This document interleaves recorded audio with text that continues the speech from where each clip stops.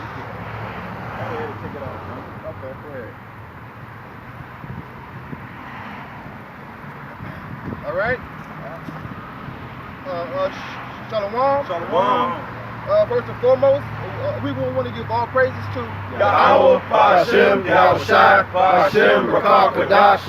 and the double honors to our apostles and elders of Great Millstone. They ruled very well. All right, now we are out here once again, week in and week out, to prophesy the downfall of America, of Babylon the Great, man, and of the downfall of the so-called white man, Edom. All right, man. So we're basically just going to go in the spirit, man. That's right, bro. We out here, man, just prophesying the end of the society because you know that America is Babylon the Great and is destined to be destroyed. You know, because you got this whole thing in the news now about these trade wars that Donald Trump is basically gearing up tension between the allies. Because look, what the European Union told me, they said, look, man, you need to be nice to us because you ain't got that many allies left. And we know that's a fulfillment of Revelation, the 17th chapter, when it tells you that the beast shall hate the war and shall strip her destiny and burn up with fire. So we coming into those times, man, that everything and all hell is getting ready to break loose. You know, but of course we got our people, which are the Israelites, you so-called Negroes, Hispanics, and Native Americans, which don't understand the narrative of their revolution. So you're just totally engaged in the problem of America. It's going to lead into your destruction, right? Give me the book of Zechariah 13. This is Habakkuk 2 and verse 3. And it says, for the vision is yet for an appointed time. For an appointed time. An appointed time means a specific time, all right? An appointed time, meaning that the Lord has this thing set up to the point that it can't go beyond, nor can it go before. Go ahead, It says, for the vision is yet for an appointed time, but at the end it shall speak and not lie. Speaking now, all right, through the movies. Like you got this movie that came out on Netflix. It's called This Is How It Ends. Bro. Hey, you saw it? Yeah. That's a cold-blooded movie, man, and you brothers should watch that, all right? Because they showed you like the destruction, they showed you the blackout, they showed you like the martial law to some degree, they showed you the movie. People was pretty much going that shit crazy, which is going to be equivalent to what's going to happen in Babylon in these final days we're living in, you know? Because you got the average person out here, they all engaged in Facebook, Instagram, all right? They all into mollies, they into clubbing, you know, they into the rudiments of the society. They're not calling on the name of Yahweh Ba'ashem Yahushai. So therefore, when our hell break loose and the destruction comes, hey, the Most High is going to totally just catch these people over there. And you can't say that you weren't warned because you got the prophets out here, the men that you see. We're the prophets of the Lord. And we've been telling you this for the longest. Yet you refuse to hearken, you know? Yeah. It says, for the vision is yet for an appointed time, but at the end it shall speak and not lie. Though it tarry, wait for it. Because it will surely come, it will not tarry. He said it will surely come and it will not tarry. Like right now, you know, brothers saying the prophecies are tarrying, but they really coming to pass. But like I always like to use the example as a game of chess. The Most High, when he deals with a chessboard, you can't just win a game of chess in 5 minutes, man. You got to be 5-10 steps ahead. So therefore, this move sets up this move for that move, and that move for this move in order to checkmate that queen. You've seen guys on chessboards for 3 hours, man, before they came into the end.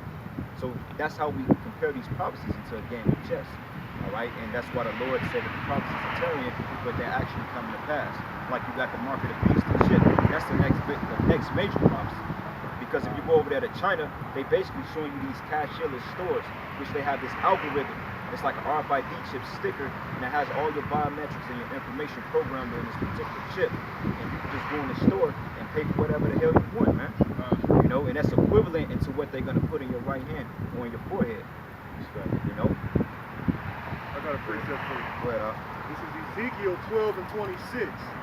Again, the word of the Lord came to me saying, Son of man, behold, they of the house of Israel say, the vision that he seeth is for many days to come, and he prophesieth of the times that are far off. Right, you know, that goes back to niggas saying, oh, that ain't gonna happen for 500 years. How many times you brothers have heard that every time we talk about the end of the world, your mother or some bugged out nigga in your family talk about, oh, that shit 1,000 years.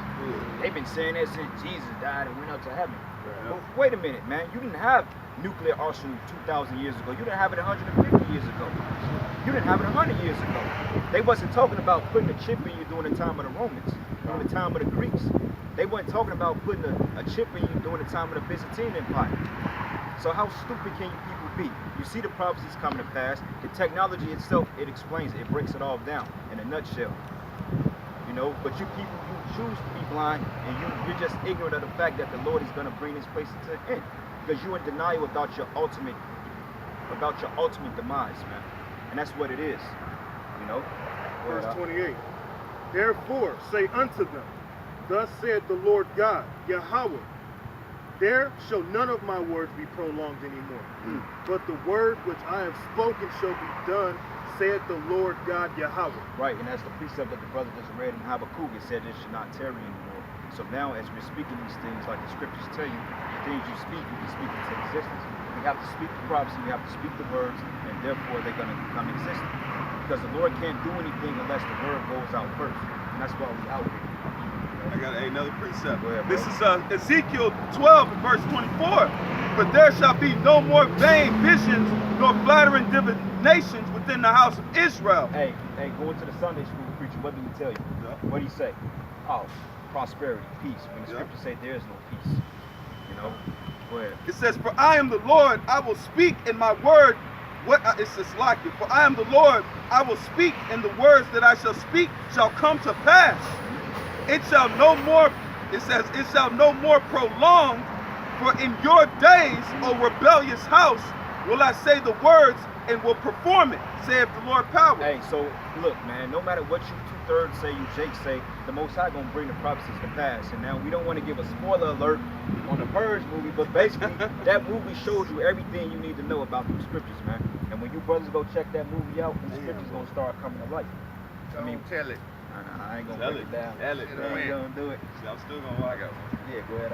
Isaiah 55 and 11. It says, so shall my word be that goes forth out of my mouth.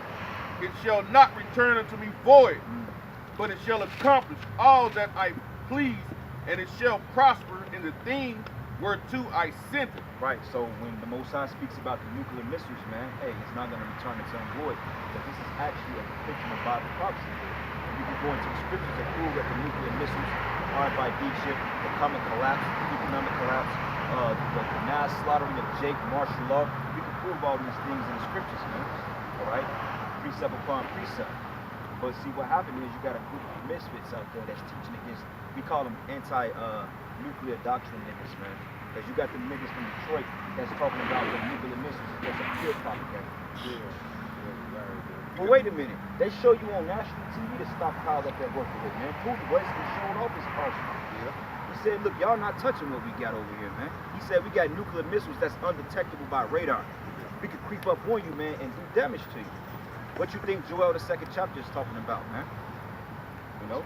They got torpedoes now too that are underwater, and it says it's unbeatable, man. Because a torpedo, all they got to do is crash into the landmass, and the damage it's gonna do is gonna contaminate the water first of all, and then they got an actual missile that's run on nuclear power, so it can just float. They can launch it, and it can just float around for a month before it drops anywhere, man.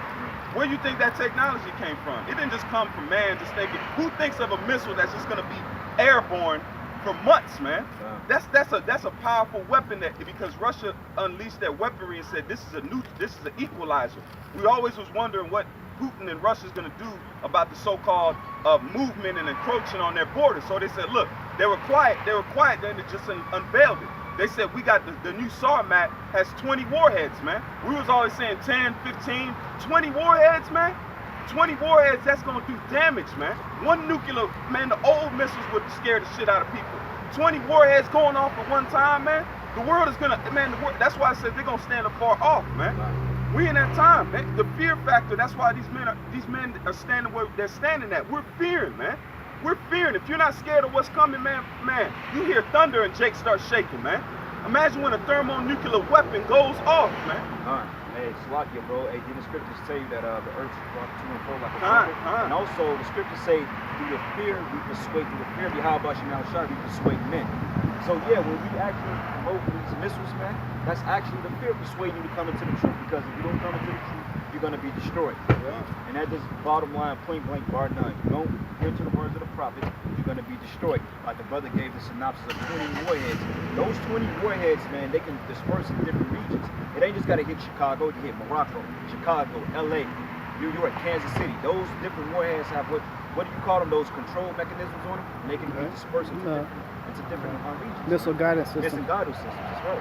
You know? To back you up, you was talking about them brothers preaching that funny doctrine, right? Go ahead. This is 2 Corinthians 2:17. For we are not as many which corrupt the word of the Most High, but as of sincerity, but as of the Most High, in the sight of the Most High, speak we in Yahweh Shai. That's right. We're speaking the true words of Yahweh Shai. Like the scriptures say that a lot of people preach Yahweh Shai for contention and strife, man. A lot of these guys are trying to get their stripes, so to speak, because they want to be notarized in Israel. That's all it's about, man. They're not about the gospel. Because which one of these clowns out there can teach you about the nuclear destruction? You got niggas talking about the angels are running into heaven on foot now. Like angels doing the damn running man in the heavens. Like I ain't saw an angel doing moonwalk. Yeah. Like, 2 Corinthians 5:10. For we must all appear before the judgment seat of Yahweh Shai Mashiach, that everyone may receive the things done in his body according to that he have done, whether it be good or bad. Hey, we know the reward of a false prophet, right? And what's the reward of a false prophet? Hey, that nigga Nazariah, he made it the false prophet in Revelation. I won't be surprised. Hey, with Jake, because Jake wants to swallow a camel and strain out of that, man. This dude want to go into the circumference of this and the breakdown of chemicals and the spec. Man, Negro, that's not to salvation, man. What's that got to do with you getting saved and getting on the chariot? None of these things these guys are coming, and then now they talking about the missiles because they want to divert the day of the Lord. If you scared, man, we scared of it, but we looking forward to it. You know what I'm saying? We spooked of it. If you not spooked, you out your mind. But we looking forward to it. We're building ourselves up for that day when we can anticipate this, man.